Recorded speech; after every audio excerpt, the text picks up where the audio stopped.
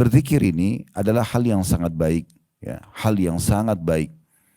Bahkan ini adalah perbuatan yang menunjukkan tingkat keimanan seseorang. Kapan lisan kita selalu berzikir, menyebut-nyebut nama Allah Subhanahu wa taala, berarti menandakan Allah pun sedang menyebut-nyebut kita. Karena demikianlah dijelaskan dalam hadis yang sahih diriwayatkan oleh Bukhari, di mana hadis qudsi Nabi SAW mengatakan, Allah Subhanahu wa taala berfirman, kalau seandainya hambaku menyebutku, berzikir kepadaku sendirian, misalnya Bapak Ibu lagi duduk sendirian sambil baca subhanallah sendirian, maka kata Allah Subhanahu wa taala, aku pun menyebutnya di diriku sendiri. Jadi Allah pun sedang menyebut kita di saat itu. Makanya Allah mudahkan kita pun berzikir. Artinya lawannya apa? Kalau seandainya ada orang yang tidak berzikir, berarti Allah pun tidak menyebut dia. Dan kalau seandainya dia menyebut-nyebutku di depan halayak umum, tetap di tempat umum pun dia berzikir, majelis ilmu seperti ini tetap disebutkan firman Allah Subhanahu wa taala, hukum-hukum yang disampaikan oleh Rasulnya Muhammad sallallahu alaihi wasallam, maka aku pun akan menyebut-nyebutnya dan membanggakan di depan golongan dan halayak lebih mulia daripada halayak yang sedang dia sebutkan, maksudnya para malaikat. Jadi memang zikrullah ini adalah luar biasa.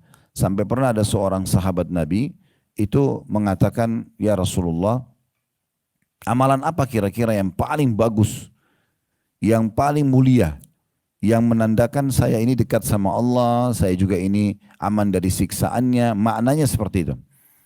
Maka Nabi SAW mengatakan, la yazalu lisanuka ratban min zikrillah. Lisanmu selalu saja basah dengan zikrullah. Ali bin Abi Thalib berkata radhiyallahu anhu, bila seorang hamba Allah mudahkan lisannya mengatakan astagfirullah, berarti menandakan Allah tidak ingin menyiksanya. Karena Allah mudahkan dia memohon maaf kepadanya. Karena kalau Allah mau, Allah buat tidak bisa kita berzikir. Berapa banyak orang yang punya kemampuan, lisannya sehat, tubuhnya sehat, tapi tidak bisa mengingat Allah Subhanahu wa ta'ala. Zikrullah kalau di mutlak atau disebutkan ya secara khusus, maka dia adalah penyebutan nama-nama Allah Subhanahu wa taala.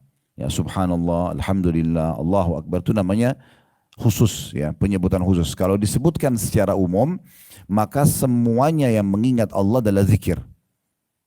Seperti orang berfikir, melihat menciptaan langit dan bumi, maka itu zikir namanya, ya. Orang duduk introspeksi diri sendiri tentang dosa-dosa yang pernah dia lakukan, dia khawatir nanti Allah hukum, tentang amal-amal soleh yang dia sudah kerjakan, dia coba pikirkan bagaimana meningkatkan kualitasnya, kualitas khusyuk sholatnya, kualitas bacaannya, kualitas sedekahnya dan segala macam. Ini bagian daripada zikir tapi secara global. Tapi kalau diitlakkan secara khusus, dia adalah yang dibasah atau membasahi lidah dan bibir kita dengan menyebut-nyebut nama Allah Subhanahu wa taala. Tentu keduanya kita kejar, ya. Tapi yang sedang kita bahas lebih kepada kekhususan penyebutan lisan di sini.